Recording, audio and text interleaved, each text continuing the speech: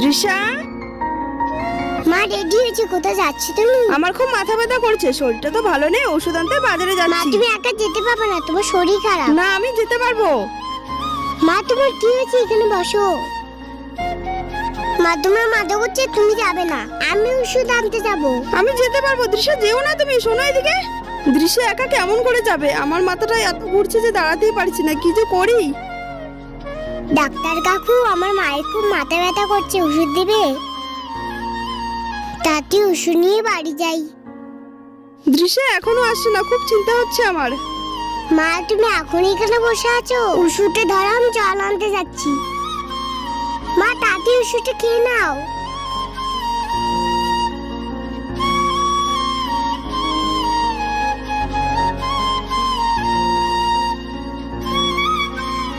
তুমি একা গিয়েছো, তোমার ভয় লাগেনি? না